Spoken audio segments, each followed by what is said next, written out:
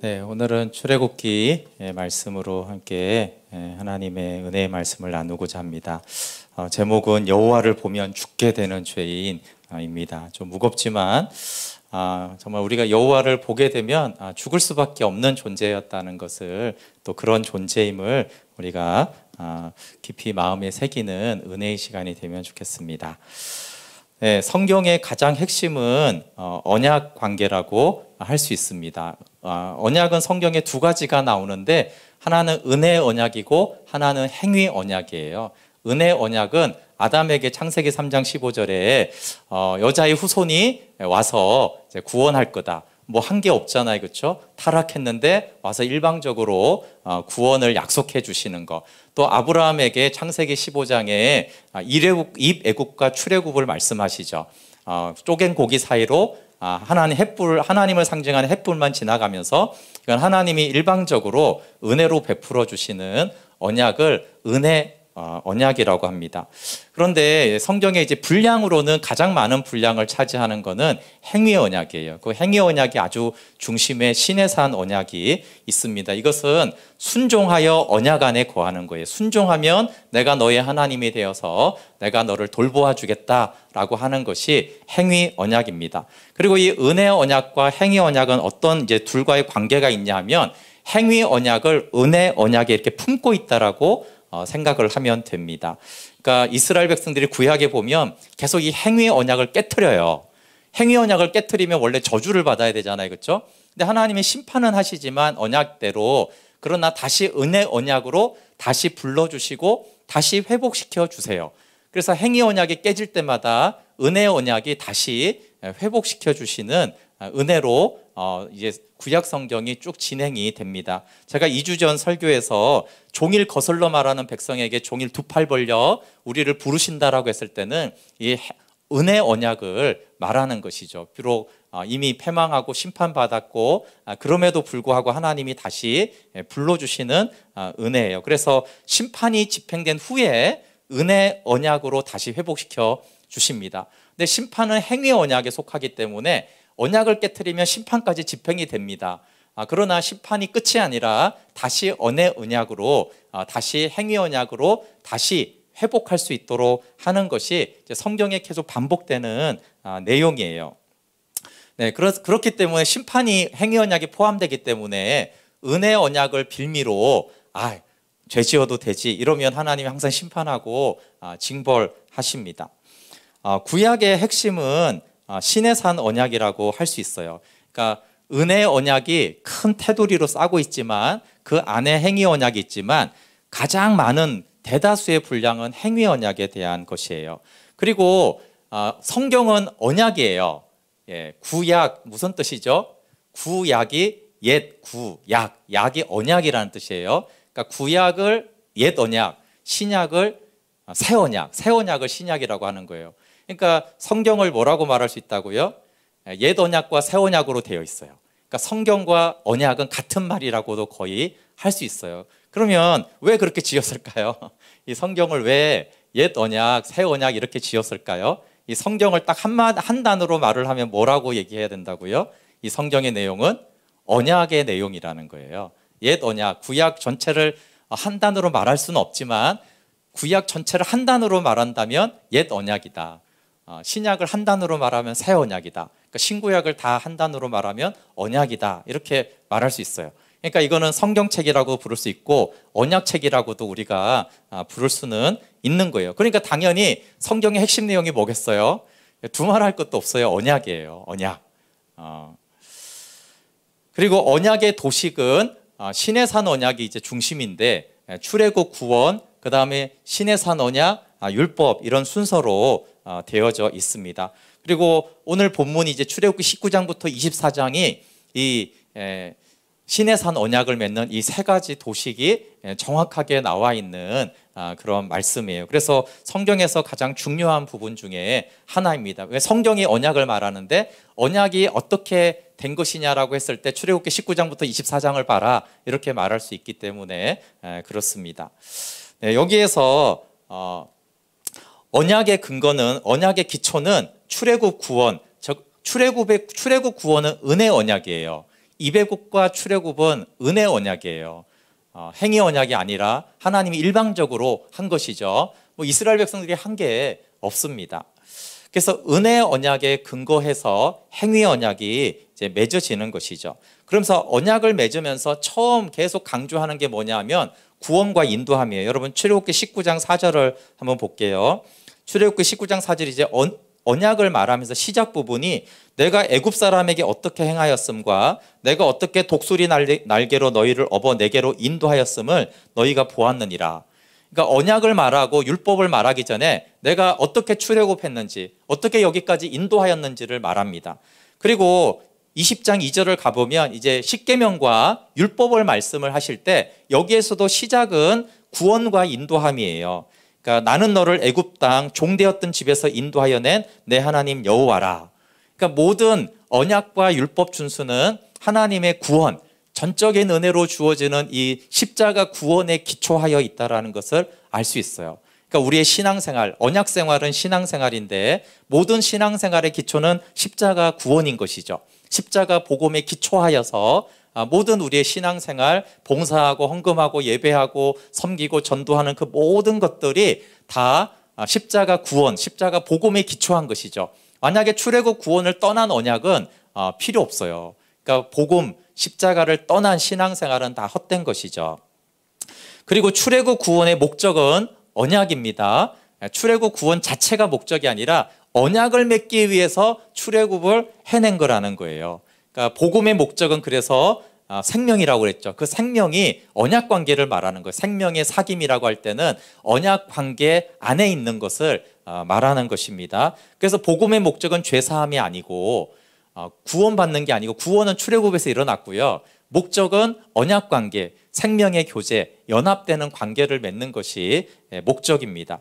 그러니까 우리가 예배만이 아니라 직장 생활하고 학교 다니고 하는 모든 목적은 다 언약 관계를 위해서 새 언약을 위해서 있는 것이죠. 그래서 언약이 없는 구원은 너무나 헛된 거예요.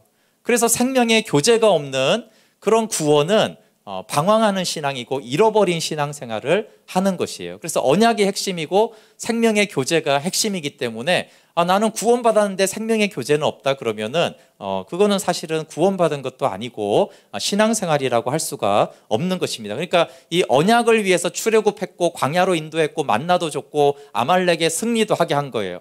그러니까 우리가 신앙생활을 하면서 어떤 체험을 하고 승리하고 응답받고 하는 그 모든 것들은 바로 이 언약을 맺으려고 그렇게 한 것이다라고 한 거예요. 그래서 우리가 눈물을 흘릴 때도 있고 체험을 할 때도 있고 하나님의 정말 위엄을 느낄 때도 있는데 그 자체가 아니라 그 자체를 통하여서 언약을 맺자, 언약 관계를 맺자, 이것이 목적입니다. 그래서 이 성령 사역이 하나님을 믿게 하는 데는 매우 유익한데 이게 잘못된 경우는 성령 사역 자체를 목적으로 할 때는 성령 체험이 잘못된 거예요. 성령 체험은 하나님과의 생명의 교제를 맺게 하기 위한 수단이죠. 그러니까 그 앞에 출애굽도 있고 10가지 기획 있고 홍해 건넜고 만나와 메초라기가 하늘에서 내리잖아요. 그 모든 신비한 이적들 아닙니까? 어떻게 그런 일이 불가능한 일들이 내 삶에 일어났는데 그것은 다 언약을 위해서 있는 것이죠. 그리고 이제 율법이 주어지는데 율법은 언약 안에 거하는 수단으로 지어집니다.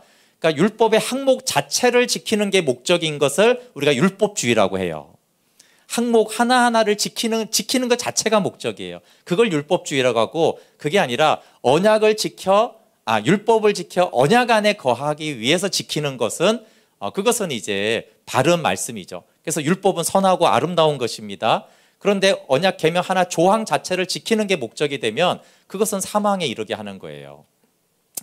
그래서 언약 관계를 유지하기 위한 수단이기 때문에 언약이 상위 개념이고 언약 관계를 위해서 말씀을 지켜야 되고 말씀을 지키지 못하면 회개를 하는 거예요. 그것이 회개를 하는 이유도 다 언약 관계가 깨어졌기 때문에 다시 언약 관계로 돌아가는 것이 회개인 것이고 언약 관계가 더 풍성해지는 것이 우리가 말씀에 순종하는 것입니다. 그래서 언약 공식은 이스라엘은 하나님의 백성이 되고 하나님은 이스라엘의 하나님이 되는 거예요. 그것이 이제 세 가지로 이스라엘 백성들이 특별한 보화, 제사장 나라, 거룩한 백성이 됩니다. 특별한 보화는 하나님 품 안에 있는 너무나 귀한 보물, 하나님 안에 생명의 교제를 하는 것이고 제사장 나라는 이 땅에 세상에 열방의 빛과 소금이 되어지는 선교적인 삶을 자연스럽게 살아가는 것이고, 거룩한 백성은 예수 그리스도를 닮는 것, 성화가 되어지는 것이죠. 언약 안에 있으면. 그런데 오늘은 이 언약을 맺는 데 있어서 우리가 낯설지만 꼭 알아야 되는 언약의 하나님이 있어요. 그래서 그것을 오늘은 나누려고 합니다. 오늘 언약을 맺는 데 있어서 19장 16절부터 보면 하나님은 두려운 하나님, 떨게 만드는 하나님으로 이스라엘에게 나타나셨어요. 우리 19장 16절 한번 볼게요. 셋째 날 아침에 우레와 번개와 빽빽한 구름이 산 위에 있고 나팔 소리가 매우 크게 들리니 진중에 있는 모든 백성이 떨더라. 그리고 하나님이 왜 나타나실 때 이렇게 번개와 천둥 소리와 짙은 구름과 이런 나팔 소리, 엄청난 소리로 왜 이렇게 나타나시죠? 두려워 떨라고 이렇게 나타난 거예요. 하나님 앞에서 두려워 떨게 하려고 이렇게 하나님이 나타난 거예요. 그러니까 하나님은 하나님 앞에서 두려워 떨기를 원하셨던 거예요. 그래서 하나님의 모습을 그렇게 자연을 통해서 계시하신 것입니다. 그리고 이 뒤에 이제 16절 이렇게 빽빽한 구름으로 나타나신 다음에 모세에게 반복해서 하는 말씀이 뭐냐면요, 굉장히 생각해 보면 이게 생소한 말씀이에요. 뭐냐면 하나님께 가까이 하지 말라는 거예요. 아니, 성경은 우리가 하나님께 가까이 하라가 메시지인데 오히려 여기서 하나님을 가까이 하지 말라는 거예요. 한번 볼게요. 19장 21절을 볼게요. 여호와께서 모세에게 이르시되 내려가서 백성을 경고하라. 백성이 밀고 들어와 나 여호와에게로 와서 보려고 하다가 많이 죽을까 하노라. 그러니까 와서 보면 안 된다는 거예요. 오지 마, 보지 마. 이게 이제 모세한테 전하라고 하는 메시지예요. 두 번째 22절에 가면 또 제사장들에게 또 이렇게 말해요. 또 여호와께서 여호와에게 가까이 하는 제사장들에게 그 몸을 성결히 하게 하라. 나 여호와가 그들을 칠까 하노라. 내가 그들을 죽일까 하노라, 이 말이에요. 그리고 다시 한번 24절에 보면은 또 넘어오지 마라. 오지 말게 해. 왜냐하면 죽으니까. 24절 여호와께서 그에게 이르시되 가라. 너는 내려가서 아론과 함께 올라오고 제사장들과 백성에게는 경계를 넘어 나 여호와에게로 올라오지 못하게 하라. 내가 그들을 칠까 하노라. 나한테 오지 못하게 하라는 거예요. 모세야, 오게 하지 마. 나한테 오게 하지 마. 나한테 오면 죽어. 나를 보면 죽으니까 나를 보지도 못하게 하고 나한테 오지도 못하게 하라는 거예요. 요지는 나 보면 죽어. 나에게 오지 마, 이런 거예요. 근데 여러분, 이런 말씀을 설교를 들어본 적이 있으십니까? 성경에 이렇게 여러 번 나오는데, 아니면 이런 경험이 있어요? 하나님 만나면 난 죽지. 아니면 이런 신앙이 있습니까, 우리가? 내가 오늘 하나님께 가까이 가면 나는 오늘 죽겠구나. 하나님을 만나면 어떻게 되지라고 두려워 떤 적이 있습니까? 우리에게 우리의 신앙에 문제가 있는데 그 문제에서 가장 큰 원인은 아마 이 하나님을 모르기 때문일 거예요. 하나님을 멀리해야 된다는 것, 하나님을 가까이 하면 죽는다라는 사실을 모르는 것이 우리의 신앙의 어떤 신앙이 비틀어지고 왜곡되는 지점일 거라는 거예요. 하나님께 나아가도 죽을까 두려워하지 않는 거예요. 그래서 우리를 사랑하는 하나님에 대한 이미지들이 있어요. 우리가 대부분 하나님 그러면 생각하는 거 뭐예요? 이게 3번이나 죽는다 했고요. 탕자를 맞이하는 하나님 아버지. 잃어버린 양을 끝까지 찾아오시는 예수님. 연약한 우리를 아름다운 신부로 맞이하시는 하나님. 로마서 5장 8절에 우리가 죄인 되었을 때 우리를 사랑하사 독생자 예수 그리스도를 내어주며 우리를 사랑하신 하나님에 대한 이미지들이 우리는 이제 머릿속에 가득 있습니다. 이 하나님은 언제나 따뜻한 사랑으로 우리를 초대하고 환영하고 가까이 올 뿐만 아니라 안아주시고 품어주시고 함께 거하는 그런 하나님만을 우리는 알아요. 저의 신앙생활을 돌아보도 사실 그렇더라고요. 제가 들은 말씀, 내가 경험한 하나님은 항상 내게 가까이 오면 내가 만나주겠다. 처음 교회를 나갔을 때도 뭔가 교회가 따뜻했어요. 뭔가 찬양이 잘 모르는데도 찬양을 하면 좋고, 수련회 때 설교 내용도 사실 기억도 안 나는데 눈물이 났던 기억이 나요. 그러니까 하나님이 이렇게 따뜻하게 맞아주시는 것이죠. 복음을 할 때도 정말 내가 하나님을 떠나려고 하고 정말 죄밖에 지은 것이 없는데 하나님은 나의 죄를 용서하셨고 사랑해 주셨어요. 지금까지 너 나한테 오면 죽는다 이런 협박을 하지 않으셨어요. 그러니까 제가 내가 하나님을 만나면 두려워하고 내가 죽게 되는구나라는 인식이 없는 거예요. 여러분은 어떠세요? 주님께 가까이 가면 난 죽지. 주님을 만나면 난 죽어. 하나님 앞에 서면 나는 너무나 두려워 사시나무 떨리듯이 덜덜 떨게 돼. 이런 신앙이 있는가 하는 거예요. 있는 분도 있겠죠. 있는 분은 너무나 감사한 거예요. 근데 이 하나님에 대한 이미지는 어떤 이미지냐면 언약 관계를 맺은 후의 하나님이에요. 그러면 언약을 맺기 전에 우리가 어떤 하나님을 만났어야 되냐면은 하나님을 만나면 죽게 된다라는 그 하나님을 만난 다음에 언약을 맺어야 되는 거예요. 근데 이 두려운 하나님 없이 언약을 맺은 것이 이제 신앙생활 하면서 이제 문제가 되는 것이에요. 그럼 믿음의 선진들, 선배들이 굉장히 강조하는 것은 우리가 죽을 죄인이라는 거예요. 계속해서 죽을 죄인이라는 것입니다.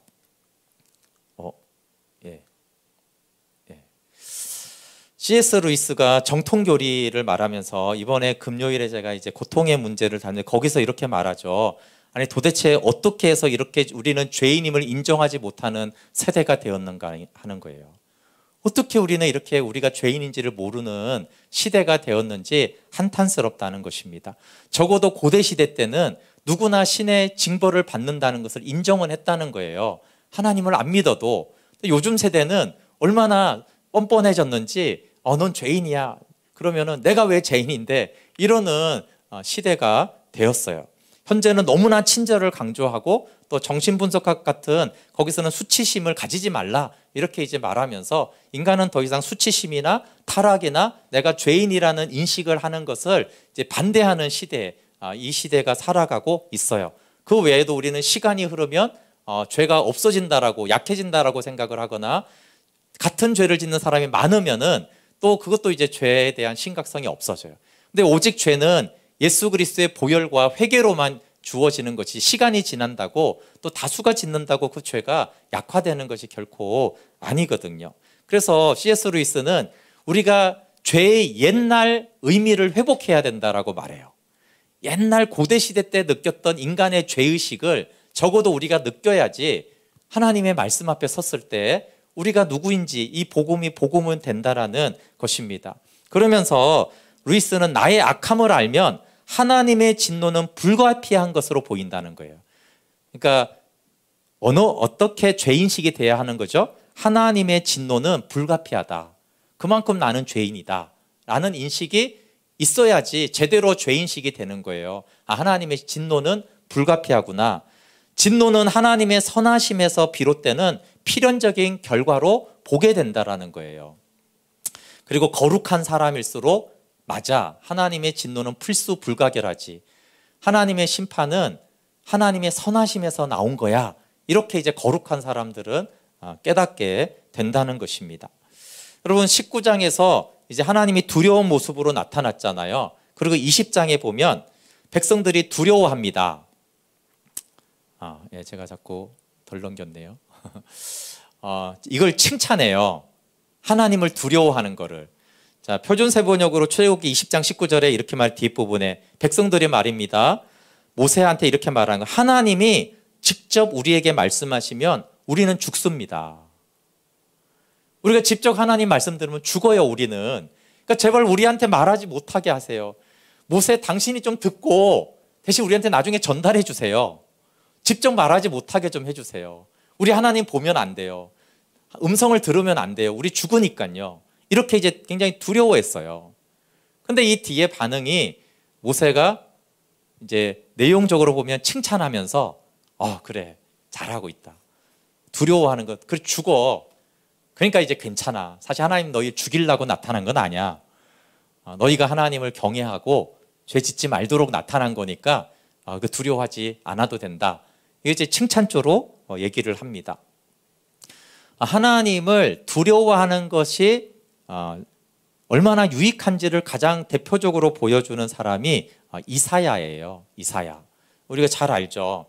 이사야가 6장 5절에 하나님 만나고 이렇게 부르짖습니다. 나는 부르짖었다. 재앙이 나에게 닥치겠구나. 이제 나는 죽게 되었구나. 나는 입술이 부정한 사람인데 입술이 부정한 백성 가운데 살고 있으면서 왕이신 만군의 주님을 만나 뵙다니. 맨 마지막에 주님을 만나다니. 그러니까 앞에 뭐라고 그래요? 난 이제 죽었다 이거예요. 아니 주님을 만났어. 큰일 났다. 우리는 주님을 만나면 헬로 하이 하나님 이럴 것 같은데 이사야는 난 큰일 난 거예요. 하나님을 만났으니까 어떻게 하나님을 만났으니 큰일 났네. 난 죽었다. 이렇게 말하고 있어요. 여러분 이사야는 하나님을 만날 수 없는 자신의 존재, 하나님을 만나면 죽는 자신의 존재를 발견한 거예요. 제단 숯불로 죄 사함을 받은 이사야가 이 만남 후에 원래 제사장이었어요. 제사장이 하는 일이 맨날 성전에 가서 제사하는 일 아니겠어요? 맨날 예배하고 예배를 인도하는 게 그의 직업이었어요. 그런데 이 만남 후에 이사야와 하나님과의 관계는 완전히 달라져요. 하나님을 대하는 태도, 예배가 완전히 달라져요. 나 죽었다라는 인식이 생긴 다음에 그의 신앙은 달라진단 말이에요. 하나님을 만나니까 난 이제 죽었어라고 한 다음부터 그는 참 선지자가 돼요. 위대한 선지자가 되죠. 이게 참 역설 아닙니까? 하나님을 만날 수 없는 존재라는 것, 하나님을 만나는 죽게 된다라는 죄인임을 알 때 하나님을 만나는 것에 대한 가치가 달라진 거예요. 우리가 예배에 대한 가치가 어떻죠? 예배는 하나님과의 만남이에요. 하나님과 인격적인 만남이에요. 근데 우리는 하나님 만나면 죽는지를 모르니까 그냥 예배하는 거예요. 지각해도 괜찮고 졸아도 괜찮고 딴 생각해도 괜찮은 거예요. 어쩌면 제사장이었기 때문에, 여러분 제사장들이 제일 예배 잘 드릴 것 같지만 죄송해요, 제가 목사니까 알아요. 제가 목사가 되기 전에는 교회로 오면 경건한 마음이 생겼어요. 예배를 드릴 때마다 약간의 두려움은 있었어요. 근데 목사가 되니까 예배가 너무 많은 거예요. 일주일에 새벽 예배부터 너무 많은 예배를 너무 오랫동안 드리니까 예배에 대한 경외감이 사실은 없어져요. 그러니까 이사야가 아마 제사장이었기 때문에 더 어쩌면 형식적으로 양을 잡고 예배를 드렸을 수 있어요. 근데 이 만남 이후로 이사야는 완전히 달라졌어요. 하나님을 대할 때마다, 하나님의 말씀을 들을 때마다 그는 달라졌어요. 그가 예배한다라고 할 때마다, 제사를 드린다고 할 때마다 이사야는 완전히 달라졌어요. 이것이 얼마나 가치 있는 일인가. 내가 하나님을 만나고도 죽지 않을 수 있다라는 이 사실이 얼마나 놀라운 일인가. 하나님을 만나는 것이 얼마나 영광스러운 일인가. 나 같은 죽을 죄인이 예배할 수 있다라는 이 특권이 얼마나 놀라운 것인가라고 그의 생각이 달라졌어요, 완전히. 그래서 예배를 드릴 때마다 그의 제사는 이제 달라진 것이에요. 우리가 말씀을 대하는 태도도 완전히 달라지는 것이죠. 우리는 하나님 말씀해 주세요라고 말하지 않습니까? 근데 우리가 말씀해 주시면 죽는다라는 걸 먼저 알아야지 하나님의 말씀을 듣는 참 선지자가 되는 것이죠.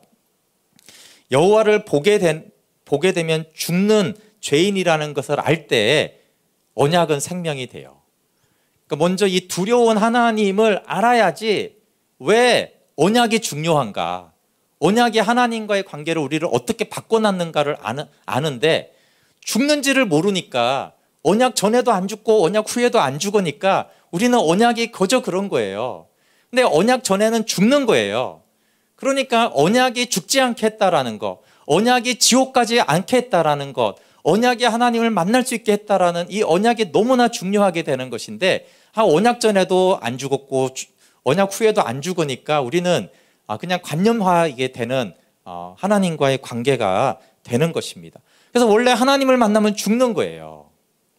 근데 피로 언약을 맺었기 때문에 하나님을 볼 수 있게 된 거예요.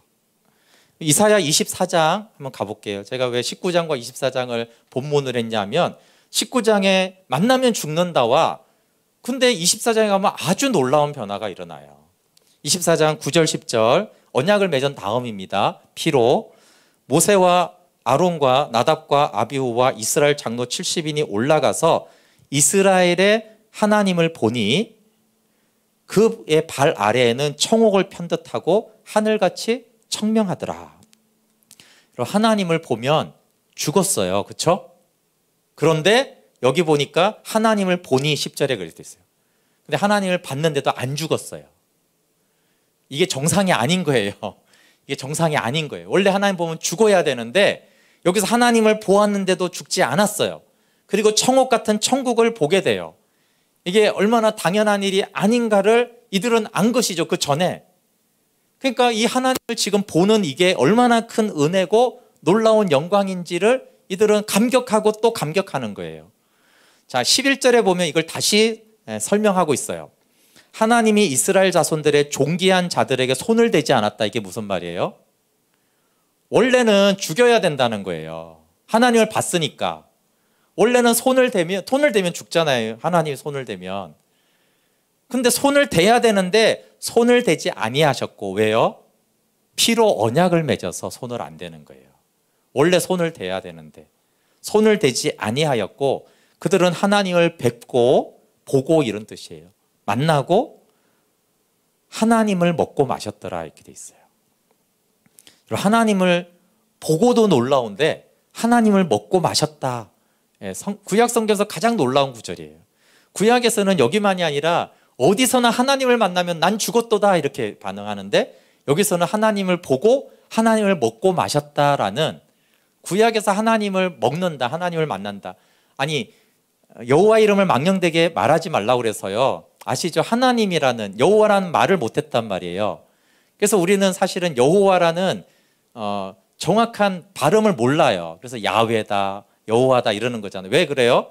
너무나 거룩하니까 이 말하면 안 되는 거예요. 그래서 하늘, 그분, 주, 아도나이, 주 이렇게 불렀단 말이에요. 아니, 그 거룩한 하나님을 어떻게 만나고 먹고 마시냐고요. 불가능한 일이죠. 그런데 언약이 이 불가능한 일을 가능하게 했다라는 거예요. 그러니까 언약이 너무나 중요한 것이죠. 죽지 않는 것만도 은혜인데 하나님은 나를 먹고 마시라고 했어요. 예수님이 이 말씀을 반복하시죠. 그래서 우리는 좀 더 알아요. 예수님은 나를 먹고 내가 생명의 떡이니 내가 또 생수니까 나를 마셔라 이렇게 말씀했어요. 그러니까 언약을 맺은 다음에 탕자가 아버지의 잔치에 참여하는 그 기쁨, 아버지의 기쁨에 참여하는 것이 가능하게 된 거예요. 그러니까 언약의 효력은 뭐예요? 원래는 하나님을 만나면 죽는데 언약 때문에 죽지 않고 오히려 하나님을 먹고 마시고 하늘의 영광과 즐거움을 함께 누리는 자가 되었다라는 것이 언약이에요. 그래서 언약적 존재는 하나님을 두려워 떠는 존재이면서 동시에 하나님을 보고 먹고 마시는 존재여야 되는 거예요. 그걸 하나님을 경외한다라고 말하죠. 그리고 하나님을 친근히 여긴다라고 하는 것을, 언약을 맺은 존재는 이 양쪽을 동시에 아는 자가 사실은 언약을 알고 언약 관계에 있고 언약의 은혜를 누리는 사람이라는 거예요. 근데 우리는 이 앞에 부분을 그냥 건너뛰고 하나님을 만나면 되지, 하나님을 음성을 들어야지, 하나님을 봐야지, 이렇게 우리는 나아갔기 때문에 오히려 그 하나님의 영광을 보지 못하고, 본다고 해도 그 가치를 너무나 평가절하하는 것입니다. 그래서 이사야 66장 2절에 내 말을 듣고 떠는 자 내가 그 사람을 돌보겠다. 그러니까 언약 이후에도 여전히 이사야는 하나님의 말씀 앞에 떠는 자였어요. 그 두려운 하나님을 만난 다음부터는 말씀을 들을 때마다 떨었어요. 이사야는. 그런 자를 하나님은 돌보신다 이렇게 말씀하고 있습니다. 여러분, 그러면 우리가 새 언약은 십자가로 맺은 것이 새 언약이에요. 시내산에서 맺은 것이 옛 언약이고 십자가로 맺은 것이 새 언약이에요. 언약의 피라고 예수님이 말씀하셨잖아요. 그러니까 근데 십자가도 마찬가지인 거예요. 원래는 우리가 하나님 앞에 두려워 떠는 존재고 하나님을 만나면 죽는 존재인데, 십자가로 새 언약을 맺은 다음에 신랑을 기뻐하는 신부처럼 우리는 완전히 하나가 되고 모든 휘장을 찢어서 가리고 막힌 담이 다 허물어진 거예요. 근데 두려워 떠는 존재를 뭐라고 하냐면, 믿음의 선진들은 죽을 죄인임을 알아야 된다. 죽을 죄인임을 먼저 알아야지 십자가에 맺은 새 언약으로 우리가 어떻게 예수 그리스도 안에 거하게 되었는지가, 그것이 감격이 되는 것이죠. 그 차이예요. 그래서 예수님의 보혈 없이 하나님을 만나면 죽는다는 것을 아는 성도가 얼마나 될까요? 그럼 보혈을 의지하고 하나님 만나면 좋다는 건 다 알아요. 근데 우리는 어떤 황당한 믿음이 있냐면, 보혈 없이도 하나님 만나면 좋지, 그런 인식이 하나도 없습니까? 보혈이 있든 없든 하나님 만나면 좋은 거 아니야? 좋은 거 아니에요. 보혈 없이 하나님 만나면 죽어요. 근데 우리는 십자가 없이도 하나님 만나면 좋은 거 아니야? 십자가 없이 하나님 만나면, 예수 그리스도 없이 하나님 만나면 우리는 죽는 거예요. 그러니까 우리는 하나님 십자가 없이는 저를 만나시면 안 돼요. 저 절대 오지 마세요. 저한테 말씀하시면 안 되는 거예요. 우리가 십자가를 의지하지 않고 믿지 않는 상태에서는 우리는 하나님을 멀리하고 도망가야 되는 상태인데, 우리는 십자가 없이도 하나님 저 왔어요, 저 만나주세요, 응답해 주세요, 십자가 없이도 저한테 말씀해 주세요. 그럼 죽는 줄도 모르고 우리는 그런 기도를, 그런 이상한 믿음을 갖고 있는 거예요. 여러분, 여호와를 보게 되면 죽게 되는 죄인임을 알 때 이 새 언약이 감격스러운 거예요. 아, 십자가가 우리 하여금 예배하게 했구나. 그러면은 이 예배에 대한 의무가 달라지는 거예요. 여러분, 예배가 의무입니까? 우리의 의가 됩니까? 아니면 특권입니까? 예배를 우리가 죽게 되는 죄인임을 모르니까 예배를 우리의 의로 생각하는 경우가 많아요. 하나님, 저 새벽 예배 했어요. 하나님, 저 오늘 하루 종일 예배했어요. 예배 한 번도 안 빠졌어요. 이게 뭐예요? 이걸 의무를 다 했다고 생각하는 거죠. 그리고 자기 의라고 생각해요. 그러니까 뭐 달라는 거예요.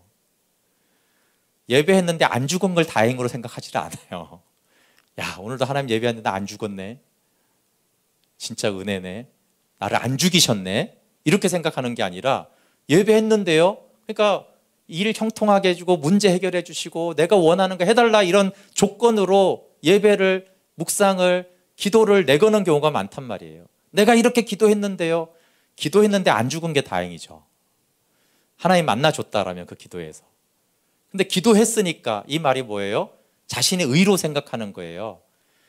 근데 이 두려워 떠는 존재임을 알면 예배가 우리의 특권이에요. 감히 나 같은 죄인이 예배할 수 있게 해주시다니, 나 같은 죄인이 찬양할 수 있도록 해주시다니, 나에게 예수 이름으로 기도할 수 있는 특권을 주셨다니 은혜인 거죠. 예배는 결코 우리의 자랑이 아니에요. 예배하게 해주신 게 감사한 것이죠. 원래는 예배할 수 없는 존재이니까, 하나님을 만날 수 없는 존재이니까. 그러니까 말씀을 볼 수 있고 들을 수 있다는 것이 은혜인 거예요. 아, 내가 이 긴 설교를 듣다니, 그런 게 아니에요. 내가 말씀을 들을 수 있다니, 안 죽었네? 그것이 예배함의 특권, 예배가 기쁨이 되고 영광이 되는 거예요. 그래서 그 찬양적 예배드림이 기쁨됩니다, 그런 것은 두려워 떠는 존재, 죄인인 것을 아는 자에게는 예배가 기쁨이 되고, 그걸 모르는 자에게는 예배는 의무가 되고 지루한 거예요. 아, 내가 해주는 거지 하나님께, 이런 어리석은 자기 의가 되는 것입니다. 여러분, 우리에게 부족한 것은, 제가 묵상할 때는 하나님의 사랑보다는 하나님의 진노와 나의 죄인됨을 모르는 것 같아요.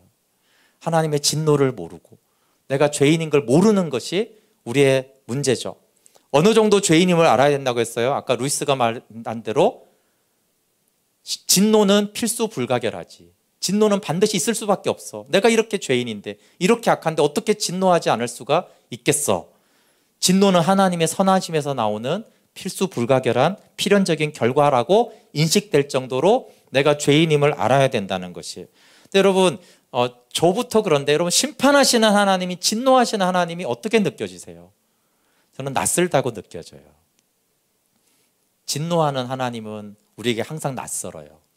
그게 너무나 당연해야 되는데, 죄인인 나를 심판하는 것은 너무 당연한데, 하나님이 진노하신다, 하나님이 심판하신다 그러면 동행은 되지만 여전히 낯설고 어색하고 온전히 받아들여지든 않는 이유는 내가 죽을 죄인임을 모르기 때문에 심판이 어색하고 온전히 마음으로 깊이는 아멘이 잘 안 되는 것이죠. 내가 얼마나 악하고 타락했는지를 모르니까 죽는다고 해도 하나님 만나면 되죠, 이렇게 나서는 어리석은 백성과 같습니다.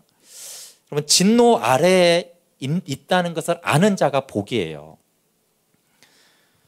진노 아래에 있는 자가 비로소 하나님의 이름을 부르며 예배하게 됩니다. 정석광 선교사님 와서 창세기 4장 설교 얼마 전에 했어요. 창세기 4장 26절에 셋도 아들을 낳고 그의 이름을 에노스라 하였으며 그때 사람들이 비로소 여호와 이름을 불렀더라라고 하는데, 에노스 자체는 사람이라는 뜻이고 이 어원이 이제 아나쉬에서 나왔다고 보여져요. 이 아나쉬가 약한 자, 병든 자, 그리고 지독하게 악한 자, 비참한 자 이런 뜻이 있어요. 얼만큼 악하다고요? 그냥 악한 자라고 안 하고 지독하게 악한 자예요. 그러니까 한편으로는 병들어 죽는 존재임을 알았고 육체적으로, 마음적으로, 영적으로는 지독하게 악하다라는 것을 깨닫고는 여호와 이름을 부른 거예요. 근데 이게 맞아요. 정말 내가 약하고 죽을 수밖에 없고 지독하게 악한지를 모르고 하나님 많이 부르죠. 근데 그 부르면 의미가 없단 말이에요. 진짜 여호와를 부르는 게 아니에요. 진짜 하나님의 돌보심을 받는 게 아니에요. 근데 진짜 나는 죽을 수밖에 없네. 왜 이렇게 약하고 병들어? 그리고 더 중요한 건 나는 지독히 악하구나. 내가 이렇게 비참하구나라는 걸 알 때 그때 여호와 이름을 불렀더라. 그때 하나님의 존재를 부르고 이름은 존재거든요. 그 하나님을 앙망하게 되어지고 그 하나님을 만나게 돼요. 로마서 복음을 가장 잘 설명해 놓은 로마서의 기본 구조도 이렇게 돼 있어요. 하나님의 진노 아래 있다. 근데 그런 우리를 십자가로 하나님의 아들이 되게 했다라는 것이 로마서의 가장 기본적인 구조예요. 그래서 로마서 앞부분에 보면은 1장 18절, 2장 5절에 보면 하나님의 진노가 임했다. 1장 32절에는 다 사형이다. 죽는다. 죽어 마땅하다. 3장 19절에는 하나님의 심판 아래 있다. 이렇게 하나님의 진노 아래 있음을 먼저 말해요. 그리고 새 언약의 복음, 예수 그리스도로 말미암은 의, 그 화목제물을 말하잖아요. 그렇죠? 그 다음에 우리가 의롭게 되었다. 우리가 하나님과 화목하게 되었다. 새 생명을 갖게 되었다. 하나님의 아들이 되고 성령의 인도함을 받는다라는 거예요. 근데 우리가 이 앞부분 하나님의 진노, 하나님의 사형, 하나님의 심판 아래 있다는 부분에 대해서 사실 심각하게 인식하고 내가 그랬던 존재지라는 것을 항상 마음에 두지 않기 때문에 이 뒷부분이 잘 안 되는 거예요. 근데 우리는 이 뒷부분을 말하기를 좋아하잖아요. 예, 목사지만 저도 그래요. 근데 저 앞부분에 대한 것이 없으니까 우리가 의롭게 되었다라는 이 은혜를 잘 모르게 되는 것입니다. 그래서 우리에게 필요한 계시가 있는데 그건 하나님의 진노와 심판과 사형, 에노스임을 아는 은혜가 필요한 거예요. 거룩한 사람들은 이걸 너무나 잘 알았어요. C.S. 루이스가 또 이렇게 말했어요. 이런 거룩한 사람들이 내가 가장 악독한 죄인이라고 말한 거는 과학적인 사실을 말한 거다. 절대 과장법 아니다. 근데 이 타락한 사람들은 그 사람이 겸손해서 과장해서 말한 줄 안다는 거예요. 내가 진짜 타락한 악독한 인간이다라는 말은 과학적인 객관적인 사실을 말하는 건데 그걸 이제 사람들은 모른다는 거예요. 근데 거룩한 사람은 자기가 얼마나 지독하게 악한 자인 것을 알아서 사실 그대로를 말하는 거라는 거예요. 그럼 믿음의 선진들과 우리의 차이는 여호와를 보면 죽게 되는 죄인임을 우리가 잘 모르는 거예요. 내가 에노스임을 모르는 거죠. 그러면 에노스임을 알면 도달되는 결론이 뭐냐면 그래서 오직 예수 그리스도밖에 없어요. 오직 십자가밖에 없어요. 이건 다 아는 거죠. 그래서 오직이 되는 순간이 내가 죄인임을 아는 순간이 오직 100% 그리스도밖에 없구나. 근데 죄인임을 모르면 90% 그리스도, 80% 그리스도 이렇게 되는 거예요. 근데 내가 죽을 죄인이라는 걸 알면은 100% 오직 예수 그리스도밖에 십자가의 은혜밖에는 없게 되네. 그 은혜를 알게 되는 것이죠. 여러분, 이것이 오직이 붙는 것은 큰 차이를 만들어 냅니다. 인생의 최대 영광은 하나님의 영광을 보는 거예요. 우리가 공부하고 성공하고 결혼하고 이 세상에서 자녀를 양육하고 건강하고 이런 것이 아니라 하나님의 영광을 보는 것이 인생의 최대 영광인데 역설적이게도 하나님의 영광을 볼 수 없는 존재라는 인식이 있는 자만 그 영광을 봅니다. 하나님의 영광을 보았던 자는 감히 내가 어떻게 하나님의 영광을 볼 수 있겠는가라고 탄식했던 죄인들이에요. 내가 nothing이라고 아무것도 아니라고 하는 자에게만 하나님은 everything 모든 것이 되어주셨고 내가 헛것이라고 하는 자에게만 하나님은 존재로 본질을 계시해 주셨어요. 그래서 이 죄인이 만나는 영광인 거죠. 그러니까 죄인만 하나님의 영광을 볼 수가 있습니다. 하나님과의 사귐, 예배, 기도 그 가치가 그리고 달라져요. 그리고 이사야처럼 우리에게는 그런 변화가 필요합니다. 비록 제사장이었고 모태신앙이고 태어나면서부터 익숙했지만 그렇지만 내가 하나님을 만나서 죽는 존재라는 것을 발견한 다음부터 예배가 달라지고 묵상과 기도가 달라지기 시작하는 거예요. 그러면 하나님을 보고 먹고 마시는 생명의 관계로 나아가요. 우리가 하나님을 아까 언약 다음에 보고 먹고 마시는 게 안 되는 거는 그 앞에 두려웠던 우리 죽습니다, 이 죽습니다라는 탄식이 없기 때문에 보고 먹고 마시지를 못하는 거예요. 비로소 십자가로 맺은 새 언약이 얼마나 큰지, 십자가의 구원이 얼마나 놀라운 간격인지 모르는 것도 앞에 하나님의 진노를 모르기 때문에 그런 거예요. 이 진노를 알면 십자가의 은혜가 얼마나 감사한지요, 얼마나 큰 은혜인지요. 아무리 인생이 잘 안 풀려도 그래도 십자가의 구속의 은혜는 감사합니다.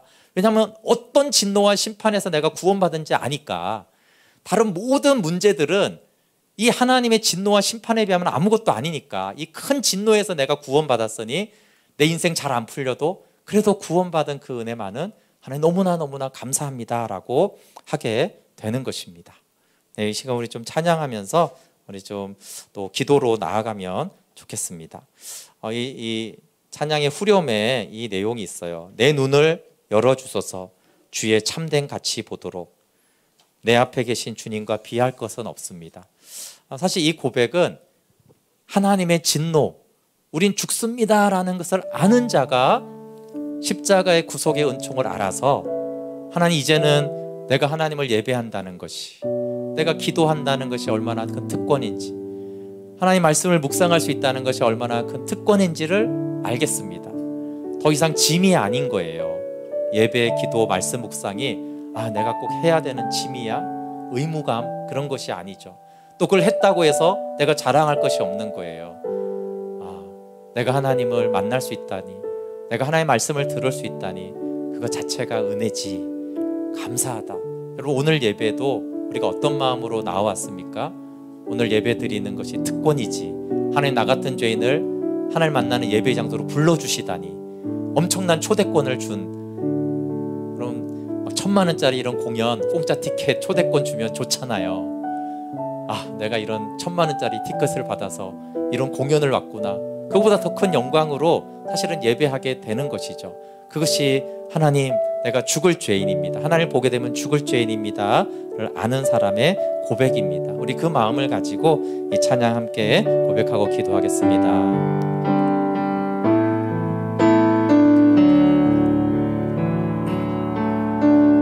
날 위해 십자가에서 깨뜨리신 사랑, 오늘도 그 사랑 안에 나 거합니다. 주님의 생명 내 안에 있고 주님의 사랑 날 강권하니, 나 오늘도 주께 내 삶을 깨뜨립니다. 오조여 내 삶을 깨뜨립니다. 주 머리 위에 붓습니다. 내 모든 삶과 생명을 주님 얻으소서. 오조여 내 삶을 깨뜨립니다. 주 머리 위에 붓습니다. 주님께라면 아깝지 않습니다. 내 눈을 열어주소서, 내 눈을 열어주소서. 주의 참된 가치 보도록 내 앞에 계신 주님과 비할 것은 없습니다. 내 손에 남은 것 없이 아낌없이 다 드립니다. 주님 한 분만을 위하여 한 방울도 남김없이 내 눈을 열어주소서. 주의 참된 가치 보도록 내 앞에 계신 주님과 비할 것은 없습니다.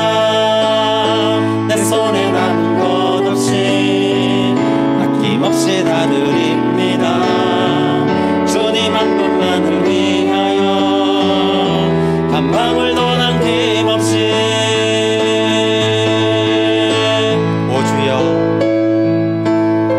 오주여 내 삶을 깨뜨립니다. 주 머리 위에 붓습니다.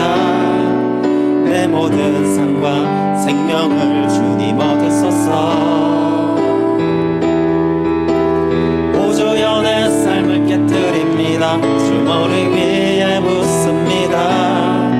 주님께라면 아깝지 않습니다. 함께 기도하겠습니다. 내게 가까이 하지 말라. 내가 너를 쳐서 네가 죽을까 하노라. 하나님, 우리가 하나님의 말씀을 직접 들으면 우리는 죽습니다. 하나님의 영광을 보면 죽을 수밖에 없는 존재임을 알게 하여 주십시오. 기도합시다. 하나님이 두려워 떠는 자, 하나님을 보면 죽게 되는 죄인임을 알게 해달라고 기도합시다. 하나님의 거룩, 그 앞에선 우리가 받아야 할 진노와 심판, 이 지옥의 두려움에 우리가 떨게 해달라고. 그럼 뒤에 아론의 아들인 나답과 아비후가 다른 불을 들이자 바로 죽습니다. 우리는 그런 말씀을 들을 때 의아해요. 근데 죽는 게 맞지. 나도 내가 다른 불을 들이면 마땅히 죽어야지. 그 인식이 정말 믿음의 눈이 열어져야 됩니다. 정말 성령께서 거룩한 하나님의 눈으로 여호와를 보며 원래 죽어 마땅한 죄인인데 십자가 은혜로 하나님을 만나고 생명의 사귐을 가지게 하였습니다. 그것을 특권으로 이 참된 하나님의 가치를 알게 하여 주시옵소서. 같이 기도하겠습니다. 하나님, 두렵고 떨림으로 하나님 앞에 섰던 하나님의 사람들을 봅니다. 하나님, 이스라엘 백성들처럼 구름과 빽빽한 권능과 능력과 번개와 우레 소리 앞에서 두려워 떨게 하시는 이것이 하나님의 은혜였습니다. 결국은 하나님을 보고 하나님을 먹고 마시게 하시지만 그 전에 우리가 하나님 앞에 어떤 죄인이며 어떤 하나님의 진노 아래 있고 하나님의 심판, 그 심판을 지나 원래 지옥의 영원한 형벌의 불구덩이에 떨어져야 할 악독한 지독한 죄인임을 우리가 먼저 알아야지. 하나님, 이 십자가의 구속의 은혜가 하나님 십자가를 통해서 생명의 사귐으로 하나님 아버지께 나아갈 수 있다는 것이 얼마나 큰 특권이고 얼마나 큰 은혜이고, 하나님 우리가 어떠한 초대, 어떠한 놀라운 초대를 받았는지를 알고 감사하며 기뻐하며 나아갈 텐데, 하나님 우리가 죽을 죄인, 심판받을 죄인, 하나님의 진노 아래 있었던 하나님 그 악독한 죄인인 것을 알지 못하니 하나님 예배도 만홀히 여기고 하나님을 만난다는 것을 가볍게 여기고 하나님 예배를 오히려 나의 하나님 의로 여기고 나의 자랑으로 여기고 무언가 하나님께 요구한 것처럼 여기는 오만하고 교만하고 자만한 자가 되었습니다. 오 하나님, 우리의 믿음의 눈을 열어주시고 성령님 계시하여 주시옵소서. 우리가 여호와를 만나면 죽을 수밖에 없는 죄인임을 알게 하여 주시옵소서. 하나님, 두려워 떠는 자, 여전히 하나님을 두려워 떠는 자, 말씀을 두렵고 떨림으로 받아들이는 자가 되는 은총을 내려주시옵소서. 내가 에노스임을 아는 자, 정말 지독하게 악한 죄인임을 아는 자 되어 비로소 여호와의 이름을 부르러 나아가는 주의 백성 되게 하여 주시옵소서. 오 하나님, 정말 이 시대가 너무나 우리를 강박하게 하여서 하나님, C.S. 루이스의 말대로 어찌하여 우리가 이렇게 죄인임을 알지 못하는 지경이 되었는지 탄식할 수밖에 없는 세대가 되었습니다. 성령님, 은혜를 베풀어 주십시오. 우리 가운데 이 두려워 떠는 말씀, 내가 너희를 칠까 하노라, 너희가 죽을까 하노라, 우리가 죽습니다 라는 이 말씀이 살아있고 운동력 있는 말씀이 되어져서 우리의 영혼의 탄식이 되게 하여 주시고, 하나님 나는 지독히 악한 자입니다 고백하며 십자가 은혜로 아버지께 나아가게 하여 주시옵소서. 하나님, 우리가 새 언약 이후에 은혜만을 아는 자가 되었습니다. 그래서 오히려 그 은혜와 영광과 특권을 모르게 되었습니다. 그 전에 하나님의 진노 아래 있고 하나님의 심판 아래 있고 우리가 다 지옥 불구덩이에 영원토록 타 죽어야 하는 악독한 죄인인 것을 모르는 자가 되었습니다. 성령님, 하나님의 말씀이 살아있고 운동력 있다고 하였사오니 우리가 악독한 죄인인 것을, 우리가 에노스인 것을 깨달아 알게 하여 주시옵소서.